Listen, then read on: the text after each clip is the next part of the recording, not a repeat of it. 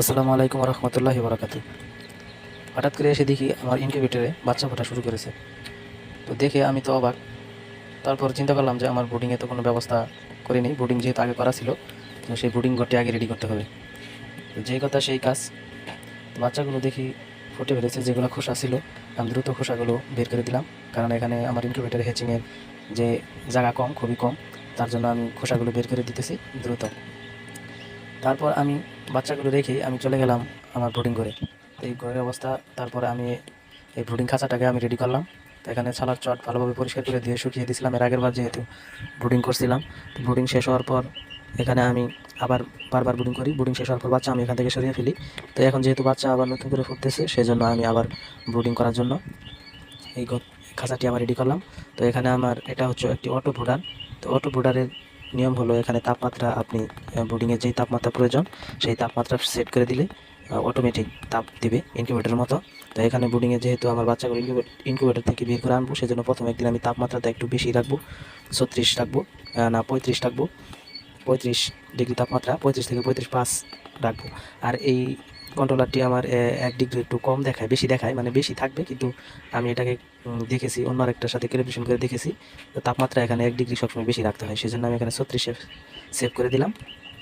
তো এখানে আমার এই ব্রুডিংটা কিছুক্ষণ 1 ঘন্টা এভাবে লাইট জ্বালানো থাকবে। তাপমাত্রা যখন এই ব্রুডিং ঘরে খাঁচাটির ভিতরে যখন তাপমাত্রা 36 ডিগ্রি উঠে যাবে, তখন আমি এখানে নতুন বাচ্চাগুলো এনে ছেড়ে দিব।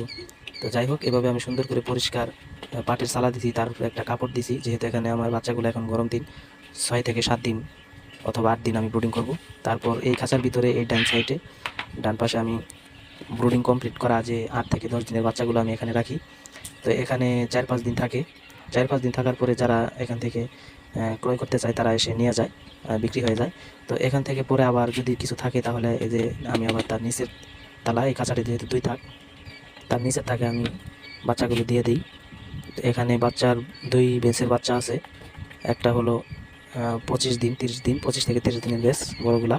তার ছোটোগুলা হলো 10 থেকে 15 দিনের যে বাচ্চাগুলা, এগুলো আমার এখানে 2 বেচের বাচ্চা আছে। তো এগুলো বিক্রি হয়ে যাবে।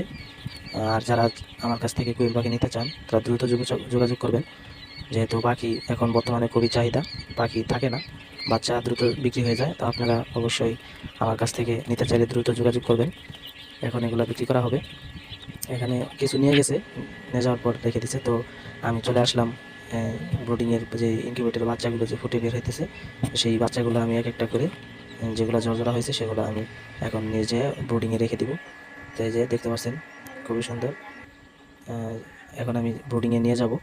ব্রুডিংয়ে যাওয়ার পর এগুলো আমি এখন ব্রুডিং খাঁচার ভিতরে দিয়ে দিব। 3 থেকে 4 ঘন্টা আমার এর ভিতরে একটা দেওয়া আছে, ক্যারেট। তো এই ক্যারেটের ভিতরে আমি রেখে দিব, কারণ এখন পুরা মেঝেতে ছেড়ে দিলে তারা দৌড়াদৌড়ি করবে, যেহেতু তাদের শরীরে এখনও জ্বর শুকায়নি, হালকা ভিজা ভিজা আছে। সেজন্য আমি 3-4 ঘন্টা ওদেরকে এইভাবেই রেখে দিব। তারপর আমি ফ্লোরে ওদেরকে ছেড়ে দিব। এভাবে 3-4 ঘন্টা রেখে দেওয়ার পরে ঝুড়ি থেকে আমি নামিয়ে আমার এই যে নিচে যে ছালার চট বা কাপড় বিছাই দিয়েছি, এখানে আমি খাবার দেবো। এখন বর্তমানে খাবার দেবো না, যেহেতু মেশিন আমার জায়গা কম, এখন মেশিনে রাখার প্রয়োজন ছিল, সেজন্য আমি এখানে আরেকটা সিস্টেম করে মেশিনের পরিবর্তে আমি এভাবে রাখতেছি 3-4 ঘন্টা। তারপর আমি দিয়ে দিব। আপনারা চাইলে এভাবে রাখতে পারেন। দেখেন খুবই সুন্দর বাচ্চাগুলো, অনেক কিউট কোয়েল পাখির বেবি। তারপরে যে 3-4 ঘন্টা পরে যখন আমি এখানে ছেড়ে দিয়েছি, দেখতে পারবেন এই যে এখন হঠাৎ করে দেখি কারেন্ট নেই। কারেন্ট যাওয়ার পরে ওদের অবস্থা দেখেন। ওদেরকে আমি সোনালি স্টার্টার যে জিরো খাবারটা, এটা আমি ব্লেন্ডার করে গুঁড়ো করে দিয়েছি। এভাবেই 7 থেকে 8 দিন বা 10 দিন আপনারা দিতে পারেন, গুঁড়ো করে দিতে হবে। খুবই সুন্দর। আর আপনারা প্রথম খাবার দেওয়ার আগে আধা ঘন্টা, মিনিমাম 15 মিনিট আগে আপনারা পানি দেবেন। সেই পানিটা হবো লাইসোবেট, অথবা লাইসোবেট না থাকলে অবশ্যই লেবুর পানি দেবেন। সেক্ষেত্রে তাদের যে নাভির যে কাঁচা অংশ সেগুলো দ্রুত শুকিয়ে যায়। তারপর আমি ওদেরকে এভাবে রেখে আমি চলে আসলাম আমার প্যারেন্টস পাখি থেকে ডিম সংরক্ষণ করতে। তো এখানে আমার 25টা প্যারেন্টস পাখি আছে। তো সেই প্যারেন্টস পাখি থেকে আমি আলহামদুলিল্লাহ প্রায় প্রতিদিন 20টা করে ডিম পাই, 20 থেকে 22টা করে ডিম পাই। তো এই ডিমগুলাই আমি 1 সপ্তাহ সংরক্ষণ করি। সংরক্ষণ করার পরে এই ডিমগুলা থেকে আমি ইনকিউবেটারে বসিয়ে দিই। যেখানে আজকে যেহেতু বাচ্চা ফুটে বের হয়ে গেছে, তো এতদিন যেই ডিমগুলো সংরক্ষণ করেছি সেই ডিমগুলো আজকে আমি এখন ইনকিউবেটর মেশিনে দেওয়ার জন্য রেডি করতেছি। তো এখানে আমার প্রায় 150টি ডিম অলরেডি রেডি হয়ে গেছে।